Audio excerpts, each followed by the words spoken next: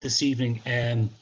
This is a webinar. It's the fifth in the series of the One Future, One Vision series of webinars that's been developed by the One Movement in collaboration with the Trades Council networks, under the help, direction, guidance of our colleague Fiona Dunn of the One Movement. The subject of tonight's webinar is remote working and the transition from face-to-face working and the learnings that have impacted on us and what learnings we might take into the future. Previous webinar themes in this series have included looking at living income, which was hosted by the Galway Council of Trade Unions, development with decency, which focused on the work associated with Rosslare Port and which was hosted by the Wexford Trades Councils, and a webinar hosted by the Cork Trades Councils, which was on the subject of apprenticeships. I'm joined this evening by four panellists who volunteered to address this gathering with their thoughts and insights into the subject. I'm so grateful for their attendance, and I'm confident that all attending will find these contributions interesting. To save on time and to avoid repetition, I'll introduce the panelists as they're called. I hope that's okay for everyone. For those who don't know me, my name is Frank Jones. I'm the General Secretary Designate with IFUT, the Irish Federation of University Teachers, and Vice Chair of the Kildare Trades Council. I'll be moderating the webinar, so please direct any questions that you might have through me through the chat box. Just a little bit about ourselves. The One Movement is a network of trade unions working across all sectors and workplaces. There's currently 15 active trades councils involved alongside one Cork and one Galway. I expect that many of you here are familiar with the One Movement, and for those of you who aren't, please visit the One Movement website. Just briefly, some housekeeping. All microphones and cameras, other than those of the panelists and myself, are switched off to minimise sound disruption and to hopefully make it easier to moderate the session. We're currently we are encouraging participation through the use of chat and the Q&A functions. So, as I say, please submit any questions, maybe directly to myself or to the host, and we'll get to the questions once the panelists have spoken. We expect the webinar will take about an hour, and we're recording it and plan to make it available to be viewed on the One Movement website and on the YouTube channel attached to that following tonight. And those other webinars that I've mentioned are already up there. So as stated, this webinar and the full series wouldn't have happened without Fiona's huge efforts and without the IT support that Hazel Davkin in Forza has provided for tonight's and for the other earlier sessions.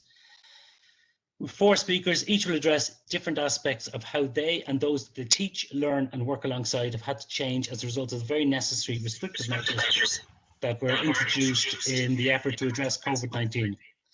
I'm hopeful that the speakers will identify some measures that were introduced in reaction to the crisis that may or should remain with us into the future. And our first speaker is Janine Nagy. Janine is Dr. Janine Nagy of Maynooth University. Janine lectures in the Department of Media Studies in Maynooth University on the BA Media Studies, the MA in Critical and Creative Media, and the Bachelor of Science Multimedia, Mobile and Web Development run with the Department of Computer Science. Janine's research is in the area of digital culture, specifically exploring the impact of the digital apparatus on poetic expression. Janine is the chair of the Irish Federation of University Teachers branch in Maynooth University, and I'm delighted that Janine will speak on some of the changes that have and are happening across higher education as a result of the crisis. Janine, the floor is yours. Thank you. Thanks, Frank. So I'll be speaking from a higher education perspective. So I'm speaking from my own experience. So a lot of what I'm talking about is from a university perspective. So it is clear, right, that the pivot to remote teaching has transformed the higher education landscape. But to speak to the premise of this webinar, can we hopefully look forward to beyond the pandemic in order to ask ourselves, is there anything we want to keep? So, you know, the problematics of the environment we inhabit at the moment are clear. This is not an environment we want to stay in. Pandemic times are not what we want to keep. But given we're in them and things have changed, can we get ahead of the changes that are coming in order to sort of take ownership in a way of our workplaces? So rather than have things imposed, can we take a moment to look around us and go, well, things are changing, things have changed. Is there anything we want to keep? Is there anything we definitely don't want to keep?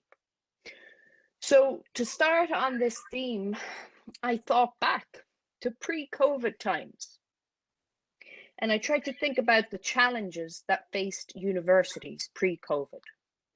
So we had crowded campuses that are expensive to maintain. We had parking issues. There was rush hour traffic, everyone trying to get to campus at the same time and trying to leave at the same time. Students were having to pay for expensive accommodation. Even for the workforce, it was a problem. Universities are quite international spaces. It was hard to hire talent from abroad because they couldn't get accommodation in a university town. Despite these known challenges, universities' efforts were focused on getting even more staff and students to campus.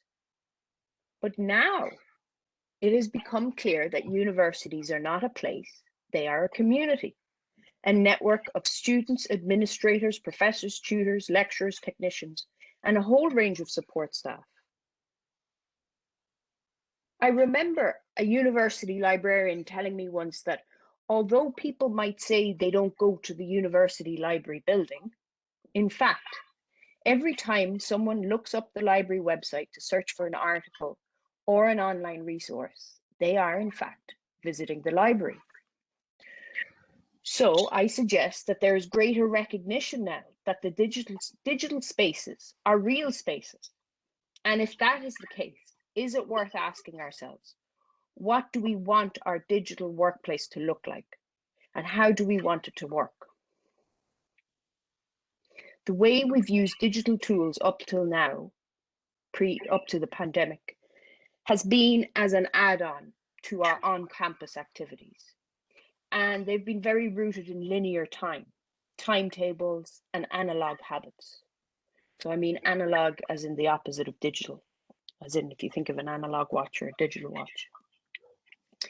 The intense assimilation in digital tools that we have all been forced into in the pandemic has meant that now there's a greater acceptance that staff and students do not have to be slaves to a timetable.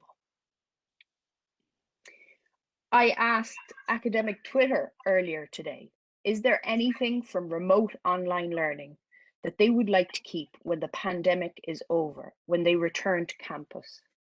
And their response was pre-recorded lectures.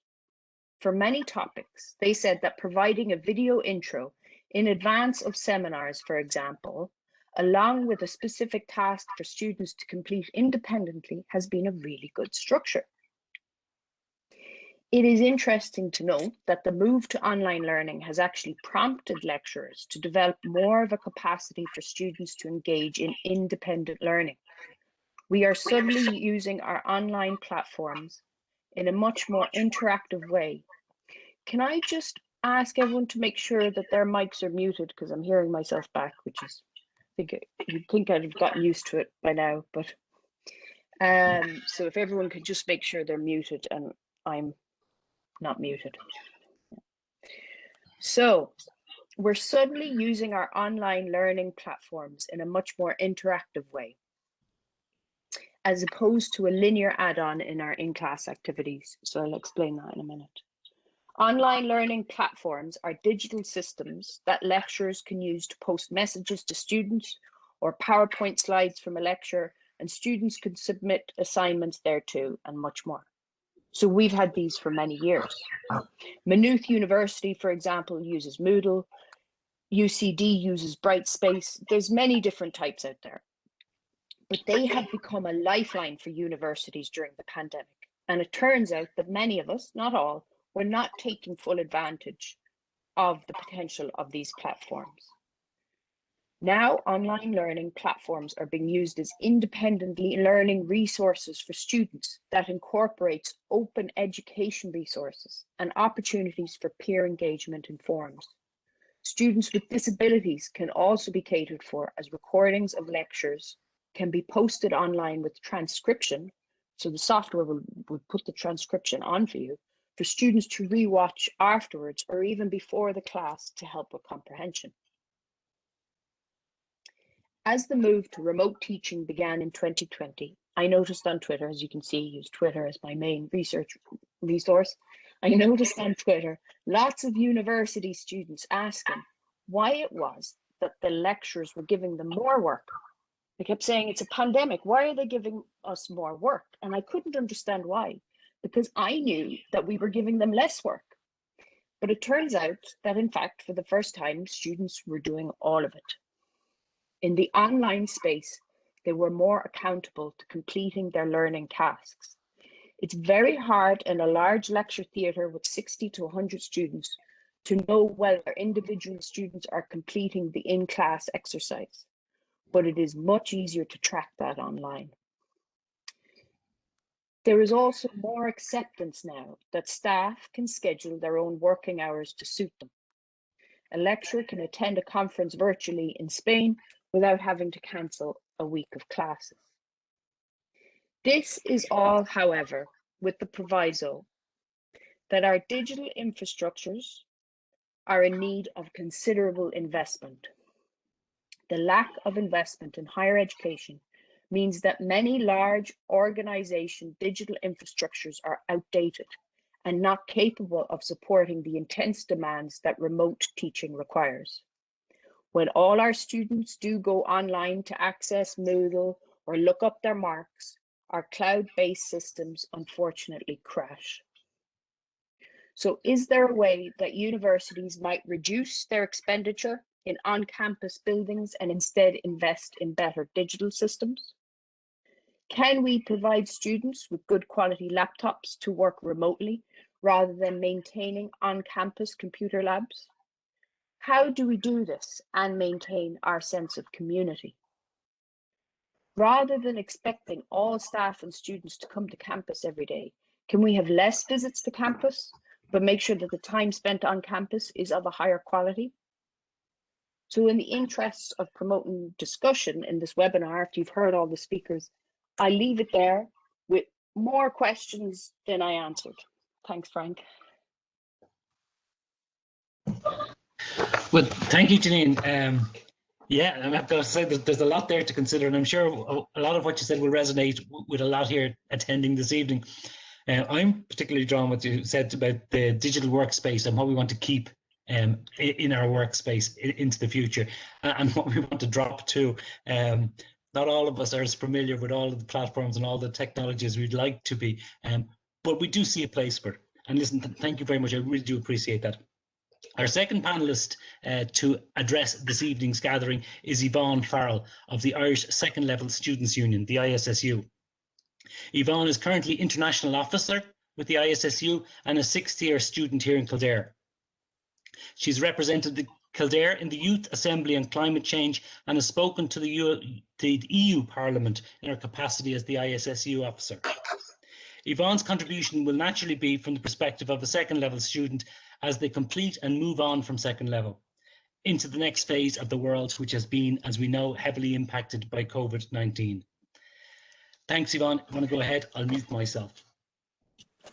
Thank you very much, Frank, for that introduction. So my name is Yvonne, and as he said, I'm the International Officer of the Irish Second Level Students' Union, and I'm delighted today to represent the student voice on these issues. So long gone are the days where you could just walk into a business and hand in your CV and give them the job. I can't personally remember the last time I walked into a business, and certainly in the future, I can't see myself walking into any shop anytime soon. Now you need a degree for nearly any job in Ireland, and the pressure is immense on the younger generations to go to college to get a degree to further their careers. Especially this year, going into college online is stressful enough, and then you nearly need a degree to get into the world of work afterwards. The issue of continuing education this year has been made easier because the Leaving Cert has been modified for students and with predicted grades. But there is also the issue of grade inflation every year and points going up. This year, it was the highest amount of CAO applications ever, with 80,000 students applying for only 60,000 college places. That means not every student will get their first choice, and certainly not every student will get to go to college. We are a very, very, very college-focused country. That means we do have an educated workforce, but it also means you can't enter the workforce without a degree. This has turned into a system where students are nearly forced to believe that they do need to go to college and that is the only way for them. As international officer, I've spoken to other student unions on this matter across Europe. And when you do go across Europe, the education systems are vastly different to Ireland. They have many different schools. Some are more practical schools, some are more science-based, some are directly linked to colleges. But they also focus a lot on apprenticeships. We do have apprenticeship programs in Ireland, but unfortunately, sometimes PLCs and etc. are looked down on by students, and schools put a lot of pressure on students to try to get into the level 7 or level 8 courses. The point system itself puts a lot of pressure on students, and I myself know that as a 6-year student. It is a competition. You're fighting your peers to get that college place. And the high points itself for jobs like medicine do turn some people away from going for the jobs that we desperately need right now. I'm very grateful for the talks I've had in school about PLCs from colleges like Maynooth University that Dr. Naji talked about earlier on. There are a lot of different routes to the workforce, and I believe that students really need to know that right now. Unfortunately, for a lot of students right now, their first kind of entryway into the workforce was in TY, or transition year, when we all did a bit of work placement or something like that. I don't know a lot of people my age that have a job. I don't know a lot of people that are able to have a job during COVID, but also with the amount of study and homework that we have to do. I could see myself having my first job at 24 out of college with a master's degree in business or something like that. Hopefully if I can get a job at that stage. It's a lot, like, especially during COVID, it's a lot harder for young people to have jobs, because the jobs that young people have are typically in the hospitality sector, and that is the first sector to be closed down at this stage. And as we know, first in, first out, and young people my age, I haven't heard of a lot of them still being able to work during this time. So another issue that we know is huge for young people is the issue of mental health, especially during lockdown. Everyone, no matter their age, has suffered because of loneliness, because you're not able to see your friends, you're not able to go out, socialize. There has been a 300% increase in young people being admitted to A&E for mental health issues in this last year, which is huge. And the consequences of this are yet to be seen long term. COVID has had this impact on young people. We don't know the situation for our exams. We don't know when we're going back to school. We don't know when we can see our friends again. These years of very important personal growth and social growth have been impacted by people. And this has yet to be. Working remotely is a struggle that no one was prepared for, but young people are being very disadvantaged. If anyone has children, they know the struggle of keeping them entertained at home. I know myself being bored throughout lockdown. It is a massive struggle. Wondering when can we escape it and go to college, go out and work, but there isn't work there for us right now. And the stepping stone to college, which is secondary school, we've all been impacted by the closure of schools. And yet we go into college and we expect that to be online too. And we're going to miss out on all the crazy first week parties, etc., which we shouldn't be really looking forward to, but we really are desperately at this time. And it is horrible. And I do feel for all students out there, the impact on mental health, the fact we can't earn right now. We don't know if we're going to college. We don't know when COVID will end and when we will be able to go into the world of work. We don't know what will happen when the next generation get into workforce. I will change it, but I can definitely see it still being on Zoom. So thank you, Frank, for letting me speak today. Thank you, Yvonne, and thank you very much. And I know I speak for many or all of us here in the One Movement, the panelists and the Trades Council Network, just to say that we're with you. I mean, we really are in the journey ahead. I'm interested in hearing about the new stresses and the new pressures that students are under that we didn't face in our student days. We took it for granted we could get the job in the bar, restaurant, or in the shop. And again, the other pressure about grade inflation and you know what that's happening, or the pressures that's having on students, and of course the mental health issues that go with it. But I think it's fair to say that I don't know if this has been said loud enough already, that all of us in the trade union movement recognise the fantastic work that the ISSU has done recently in getting the choice for the Leaving Cert and achieving the objective set by your members. It's huge. It is so huge, and I don't know if we can recognise it to the extent that we should. But just to say that the Kildare Council of Trade Unions and the wider One movement, you know, we look to your organisation. Your organisation is the future of ours, and we know that. And that's why there is always seats on the One movement, at the One movement, and on the trades councils for our representatives from the ISSU. So listen, thank you. The thanks goes your direction and none other. We'll move on then. The third speaker is Desi, and I hope that everyone that is here too is particularly pleased to have Desi Robinson here to address this webinar on some health and safety aspects. It follows on nicely actually from some of the aspects that Yvonne spoke about, and some of the health and safety aspects and the changes that we've had to adopt in our living and working lives. Desi has stepped in here with little notice to take part in the panel, and we thank Desi for that. Our colleague Frank Vaughan was supposed to address this webinar, and he's become unwell and unfortunately is unable to address us tonight. And I know that we all send our good wishes and positive thoughts to Frank.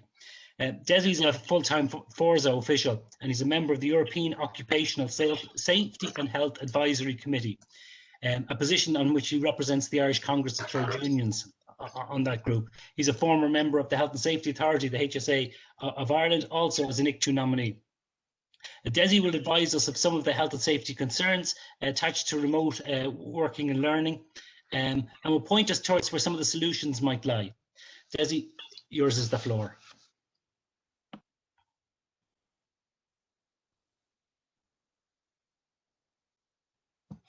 Sorry, Desi, you might just... Yeah, Am I now? I'm okay. Good evening. Just to say, first of all, I can understand the views earlier on of Yvonne there in relation to young people. I just noticed earlier on in relation to young kids going around, no football, no nothing. So it is having a major effect on them. Just to say to you, you did say that this home working is going to be going on for quite a while. I do absolutely agree. I think it will be, and it'll be part and parts of life. After the COVID has been, well, when we're hopefully all vaccinated. I just want to say a couple of things and talk about relation to the legislation governing health and safety and welfare. And I say health and safety and welfare because people often tend to say he's the health and safety officer or he's the health and safety representative. And I think we leave out the word welfare.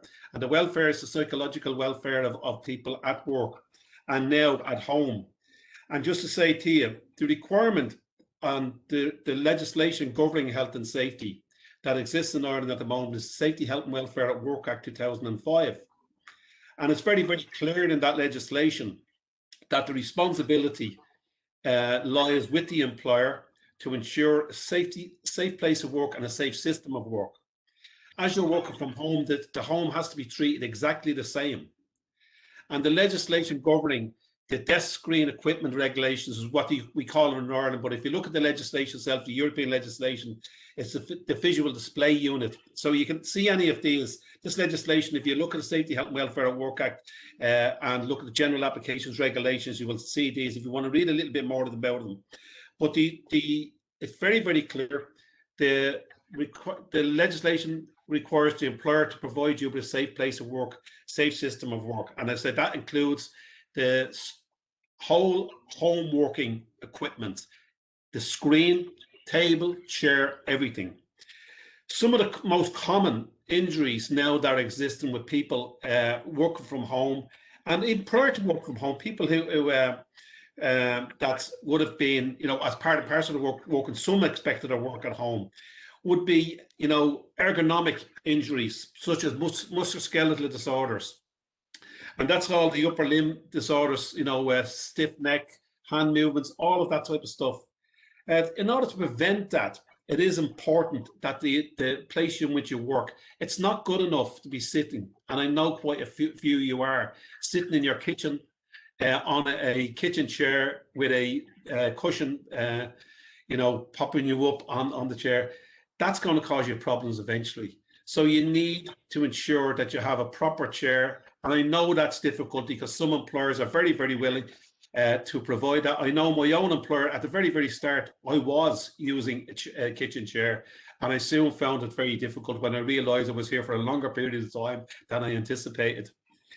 But some of the issues, you know, is to ensure that, right, I mean, the desk screen equipment regulations governs even the temperature of the room, making sure the temperature is right, the airflow is right. All of them issues will help you working at home. But just to say to you, you need to assess, and they need to be risk assessed. And the risk assessment, there is a requirement on your employer to do a risk assessment on your home. Now, an employer, one of my local authorities employers recently have done a risk assessment, and they've done a virtual one. Now, I don't know down the road if somebody has taken a legal action against their employer for not providing them with a safe place of work, whether or not that will suffice. But nonetheless, it is an effort to try and ensure that, you know, the employees are working in some form of safe surroundings. And I think that has to be promoted and get employers to do it, to ensure that you are working in a safe environment. Just to say some of the issues also, and one of the major issues, by the way, people are finding is the whole area of mental health and well-being. And it is important that that's also assessed. You will be aware, I'm sure, there will be a requirement by the end of the year for public service employers to ensure that 20% of their workforce will be working from home. That will, you know, if that happens, and I'm sure it's going to happen, there will be a requirement to ensure that the place is safe. But also in that, there's going to be a directive that, you know, people have the right to switch off, when to switch off, the right to turn off, because I think that's one of the major problems contributing to people's mental health issues. Just to say to you, prior to the COVID ever being around, there was a survey done, an EU survey done, and they found on people working from home, working remotely, they found that people work from home were twice as likely to be working more than 48 hours. They were 6 times more likely to work in their free time. And this group was the most likely to be having interrupted sleep patterns. So, you know, for all the reasons I've outlined earlier on, we need to ensure that the place is safe. I would say to people that some issues that may help in order for you to, you know, look after your mental health would be ensuring that you have regular and routine breaks, including, you know, morning schedules. You know, take them 10 minutes away, but not bringing your tea like I did today. And then I realised, you know, bringing your tea back to the screen. Get away from the screen for a period of time. And what they say, use a 20-20-20 approach. That's like every 20 minutes, take 20 seconds away, your eyes away from the screen. And, you know, even walk sometimes, you know, walk away, look, you know, the 20-20 approach is every 20 minutes, look about 20 feet away from you if you can. Again, some of the other issues would be taking the breaks, having dedicated workspace if possible. And I know it's not possible for everybody to have that. I know there are people working. I was on a webinar last week, and I've seen kids behind people. I've seen cats running across screens. It's extremely difficult. But this is going to be a long time thing. I think it's important that we have to have dedicated space. And I'm even saying maybe dedicated areas within your community for people to go to work. And that could mean just the local community centre, library, or wherever it may be, to be able to do it. So what I'm saying to people effectively is the legislation is there. The Irish Congress of Trade Unions have some legislation and some information with regard to work from home. If you go onto the ICTU site, you'll find it. The Health and Safety Authority have great stuff online. And if you look at that, it's really, really good. And it's just, you know, from working from home, working remotely, allowing you to see what you should be doing and what you shouldn't be doing, what your employer has to do, what you have to do to ensure your safe place of work. The Irish Congress of Trade Unions, in conjunction with the Health and Safety Authority, produced a fantastic book, a safety representative resource book. It's a great piece of legislation. Again, it's online. I can provide anybody with it. I thought I might have it up on screen. I'm not too sure if we have, but if we haven't got it up on screen, I can certainly provide the information that's contained in that booklet. It covers every piece of legislation you will need for the workplace. There are some changes, obviously, because of the COVID, there's been a change to the biological agents regulations, which were 2013. They are now 2013 and 2020, which covers areas such as the employer must provide a vaccine free of charge to employees. That's one just change in that. However, just to say to you, the information is all there. We will try and, I've seen it there coming up on the screen there now, so that's great. Thanks, Fiona. So look after yourself. It's important. And remember, the requirement is you must work in a safe place of work. Do not wait till you have an injury, because it's very, very easy to have an injury. Do not wait till your mental health is suffering before you take some care. You need to do it now. Consider what you're doing. Remember that you're in work. You won't stay in work all night. You won't go back to your office at 11 o'clock at night. Don't do it from home. Thank you. Thanks, Desi. And as I expected, your contribution was informative and helpful and has driven us towards other information sources that we can use. We can't forget that many of the necessary restrictions that were introduced on our workplaces and our schools meant that our workplaces and our schools were no longer suitable for us to work from and to study from. So what we did was we were the ones who invited the employer and the educators into our homes. The employers are not letting us work remotely. We're obliging them by bringing our workplace with the heat, with the coffees, with the breakout rooms. We're bringing them into our homes. And don't forget, we're not under an obligation to the employers. They're under the obligation to us. And I do think we have to take what Desi has said about the safety, health and welfare. I'm guilty. I dropped the welfare part. It's all health and safety, but the welfare. And then just recognize and accept at all times that the employer has the obligation to us. I mean, we're responsible for our own health and safety, but the employer is too. And the employer is the one who must provide us with the tools necessary to do our jobs for most of us. The mental health and the right to switch off. I mean, it's a theme, as we know, and as Yvonne has said, it's not restricted, unfortunately, just to the workplaces. It's right across the schools and for the students too. And I think the big message I'm getting from this is take your breaks, but take them properly, Desi. Don't take your banana back up to the computer and continue to work with sticky fingers. It doesn't help anybody. Our final speaker, and we're running fine on time, and I see a few questions coming through there, and we'll get to them afterwards. I think we'll have plenty of time to go through them. But our final speaker is Kevin Callahan, a Newbridge man, appropriate for the Kildare Trades Council hosting this event, and the General Secretary of Forza. Kevin, Forza, as we know, is the largest public sector trade union in Ireland. Kevin also serves as chair of the Public Service Committee in the Irish Congress of Trade Unions, and I think we all might be aware that this committee has led us in the public sector under Kevin's chairing into another public sector agreement that was ratified yesterday, the Building Momentum Agreement, which hopefully will be to the benefit of all of society in Ireland over the next 2 years. Kevin is to address the meeting in particular on the impacts that COVID might have on organised labour, and in particular the role that the trade unions will play in the post-COVID world. So thanks, Kevin. I give you the virtual microphone. Thank you, Frank, and thanks to all of your colleagues on the Kildare Council of Trade Unions for hosting this event. I'm particularly pleased and proud that my own local council is running this, and I'd just also like to acknowledge Fiona's work for the movement over the last number of years, and Hazel's work on arranging tonight, and also to acknowledge my co-panelists Desi, Yvonne and Janine for their contributions.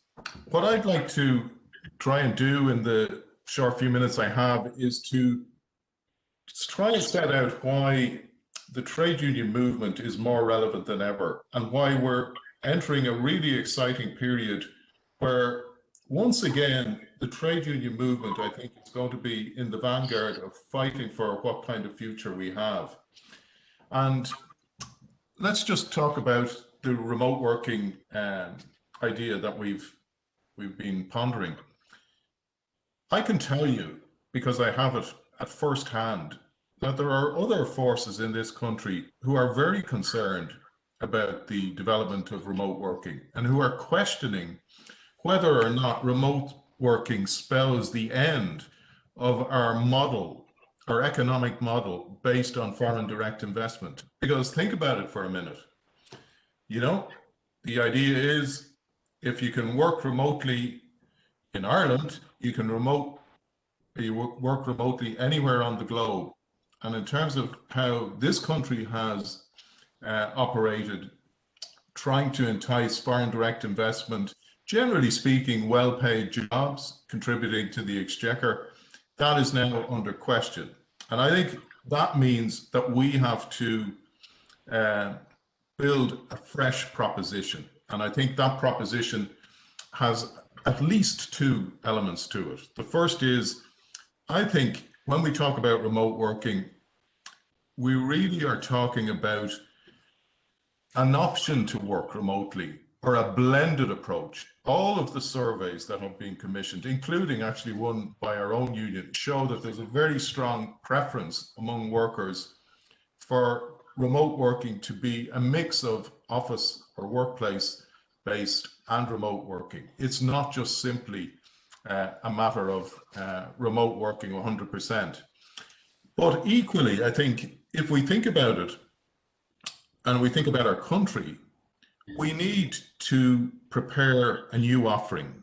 We need to develop an offering for the country that's based on a better quality of life, that makes out Ireland to be a better place to live, a better place to work, and a better place to do business.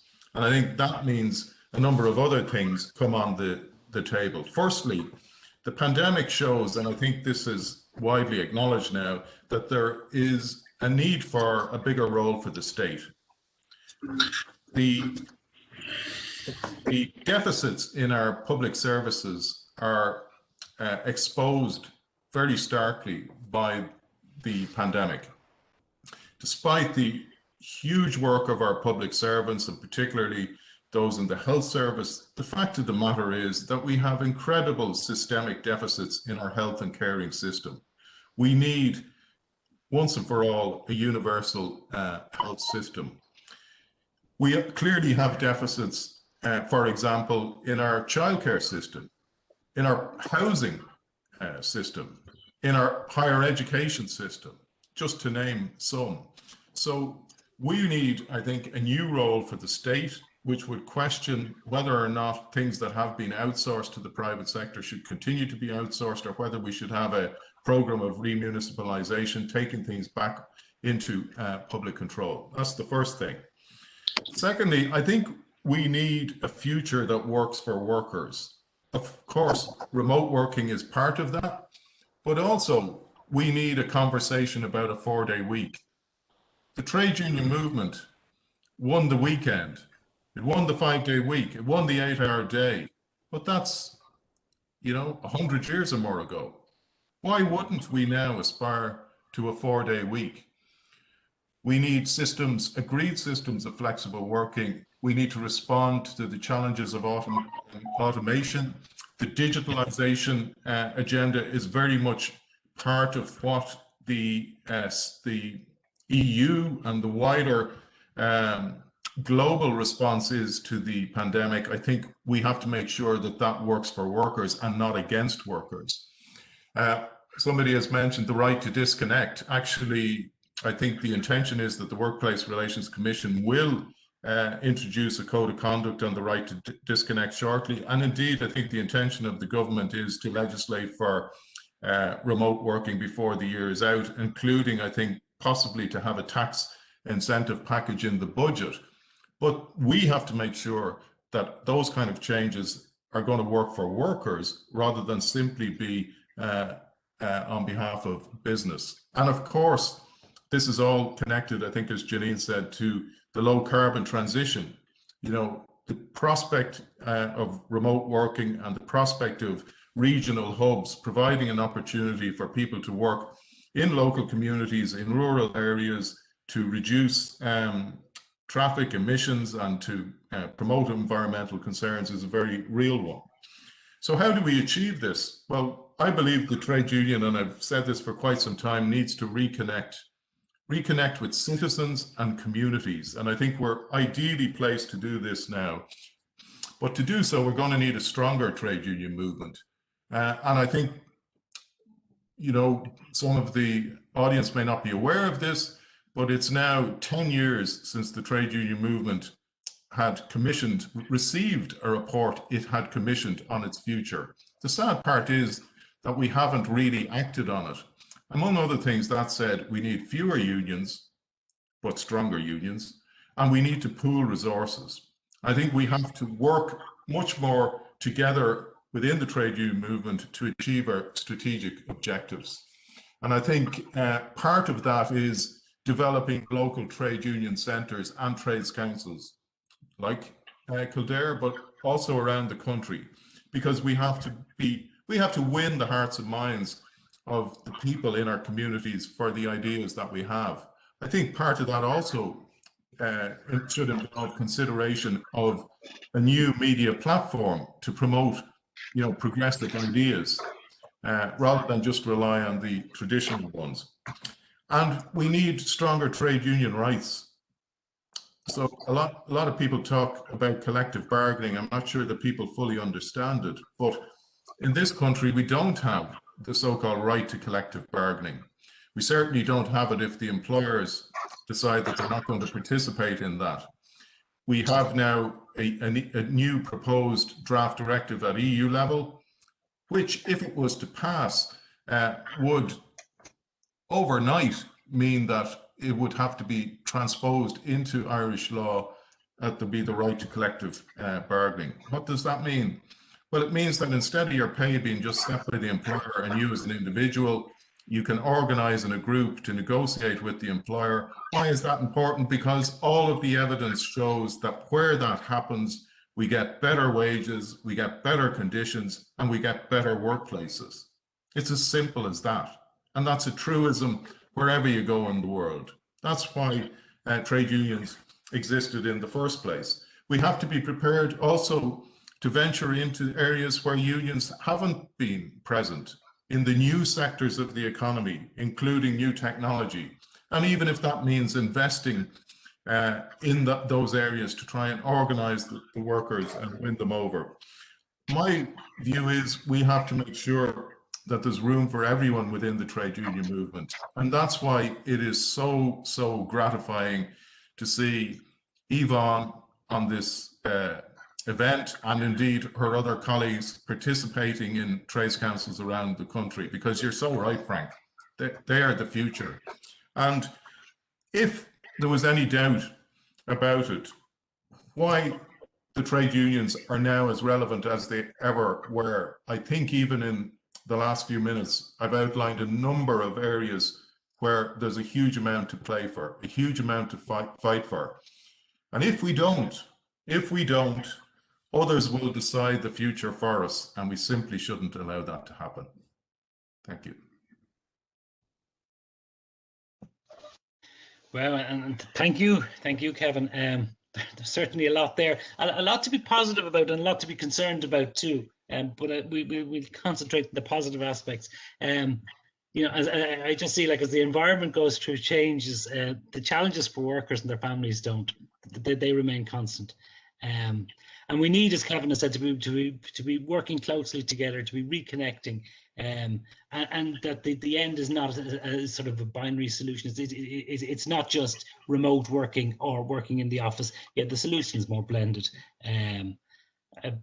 Again, Kevin has mentioned a lot of the campaigns that we've been involved in the trade union movement and the trades councils over recent years, but I think we've got to put a lot more effort into them into the future.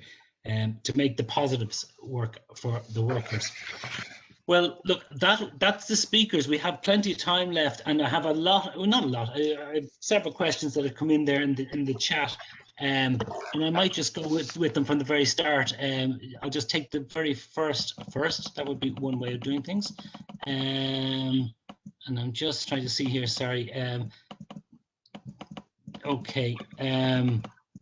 The first is, and if any of the panelists want to speak on this, just the first one is about the staff of wet pubs, and this is a trade union type question, and it's to say that the staff in wet pubs haven't been able to earn a full wage since the pandemic, since the restrictive matters started, yet they're being denied the right to claim redundancy, and that was where if you were out of work for a period of time due to layoff, you could claim redundancy. I think the period was 12 weeks, and that particular section of the Act was suspended at the start of these measures.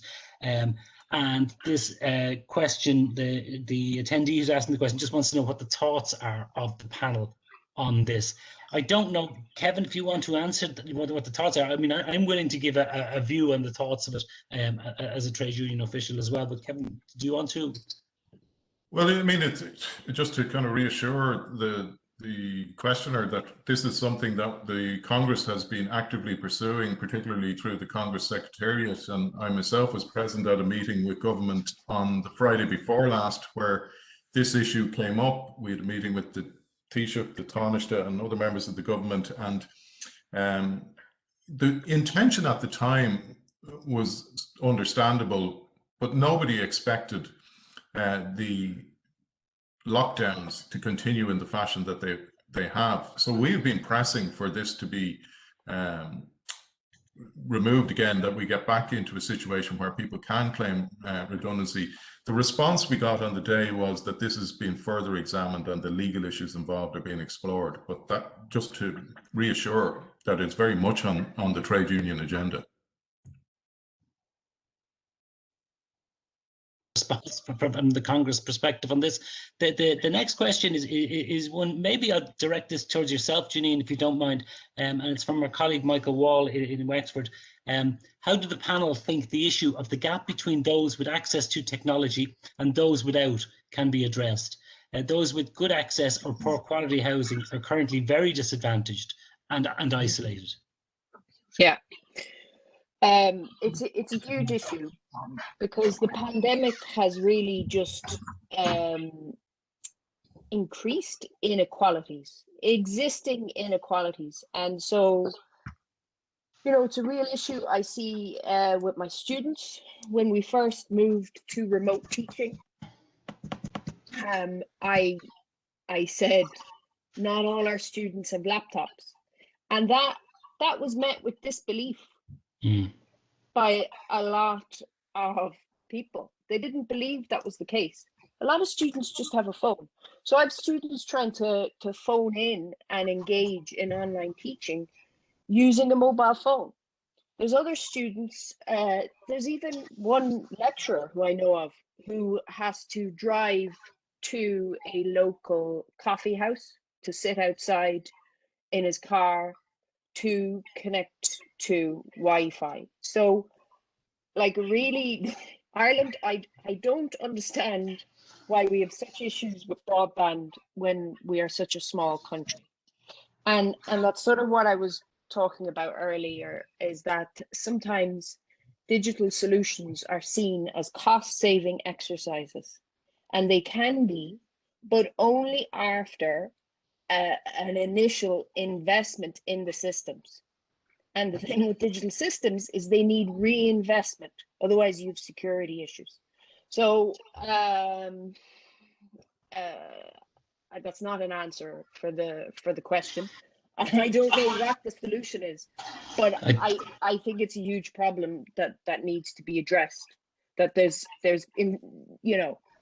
people without broadband and adequate digital technologies access.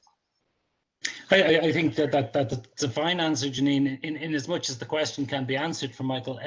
I mean, we accept the digital divide is one of the great inequalities, and like any inequality, it won't get addressed by us just recognizing its existence. We will, in the trade union movement and the wider NGOs, have to do something about it, and we'll have to make our voice heard. And hopefully that's happening or starting now. I've a couple of more questions here. I think that the next one is I'm torn between Yvonne and Desi, so you can fight it out yourselves on this one in a safe manner. that as a parent of two college-going young adults, I'm witnessing the pain of not having a social community and not having any outlet for mixing. I think it's fair to say we all recognise that, but you know, I think it's more of an observation. But Yvonne, you spoke of that too, and Desi, you did too, about the absence of clubs and societies, and having some action outside of the house. Maybe Yvonne, would you like to say a couple of words on that? Yeah, absolutely. I know myself, I've suffered from it because school clubs have been closed. I will have to say though, in secondary schools that I know of, they are allowed to still do sports. I heard about that in my school because you're still in the same bubble. And I know like semi-professional sports, but I don't know. I don't know if you guys know anyone who does semi-professional sports.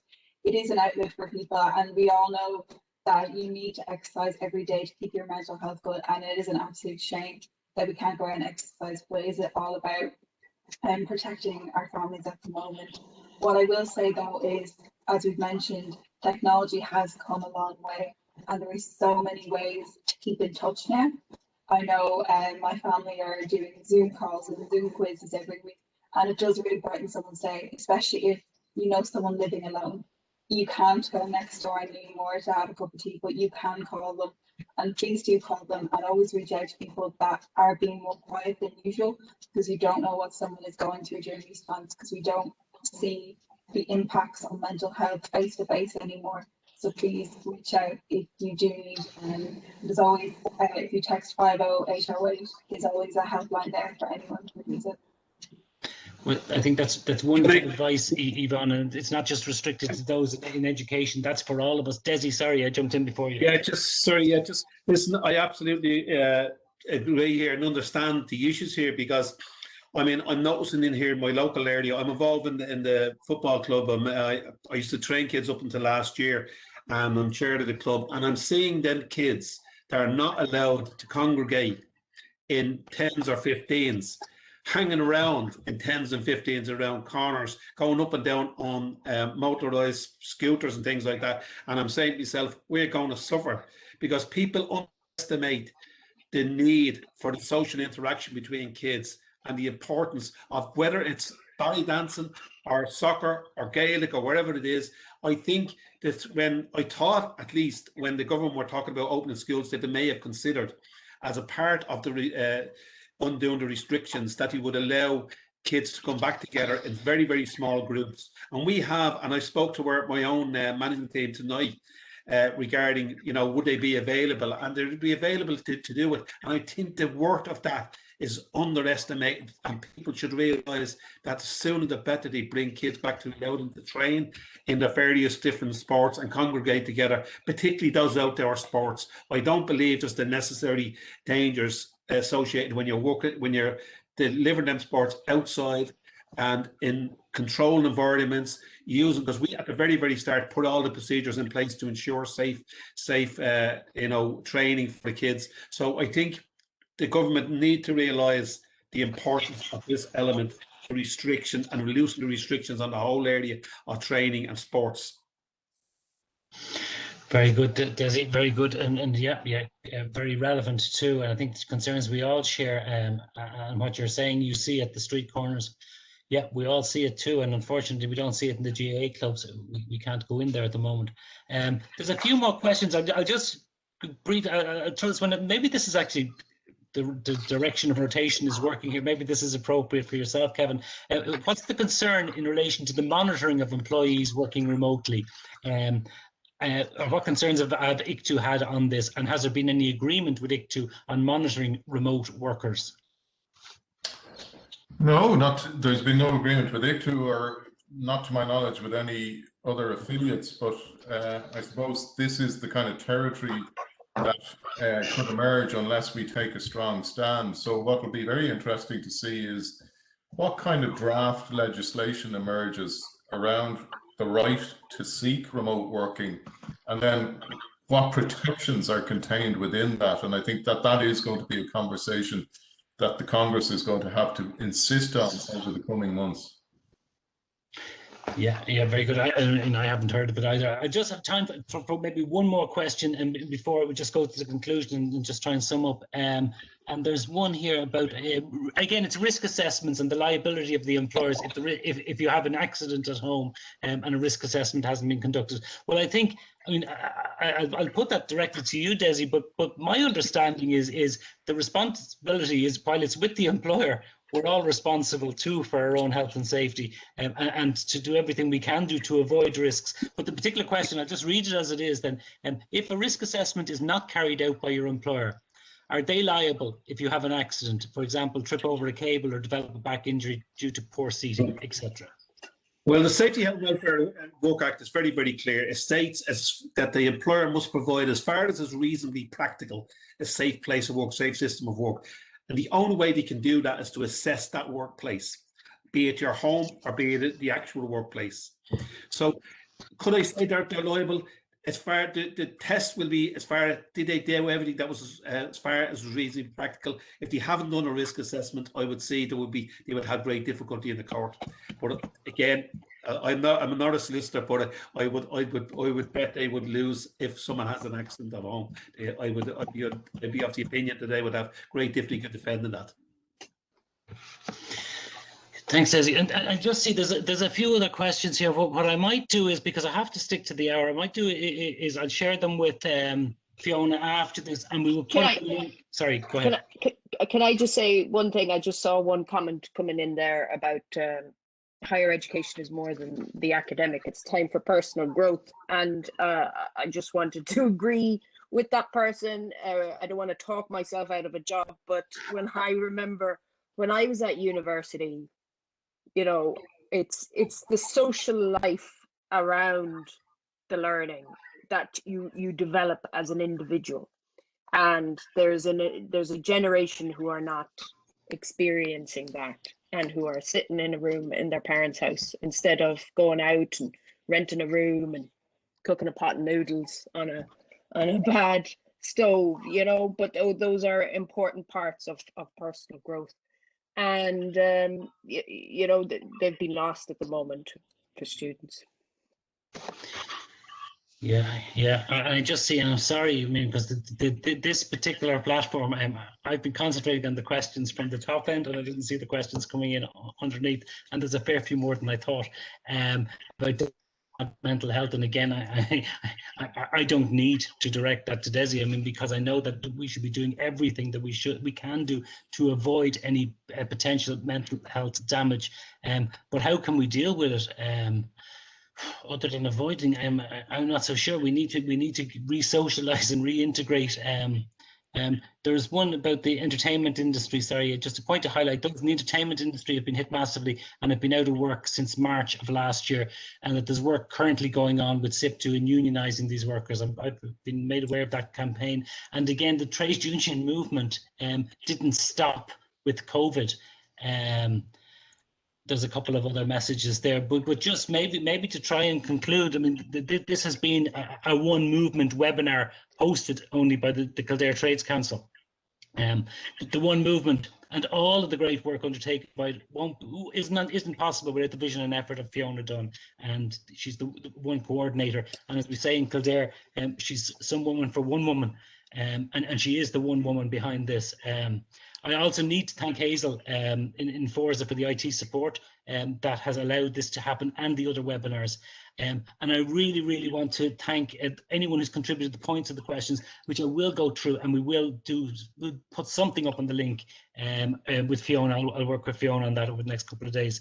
And finally, this would be nothing without each of the speakers and each of the panelists: Janine, Yvonne, Desi, and Kevin. Thank you so much for all your contributions and all the wisdom that you're willing to share here tonight. I just encourage everyone who's taken part or tuned in, if you're not already active in your trades council or in your local one movement, please become so. As Kevin has said, the unions and the councils are as relevant as ever, perhaps more relevant than ever. Even though we spend our times in front of screens and working from box rooms or underneath the stairs, we're still members of one movement. So I just want to say for myself, listen, thank you very much. It was a pleasure sitting in the chair on this tonight. Thank you for your attendance, and hopefully see you all at the next webinar. Slán and Gurv Mahagwif. Thank you.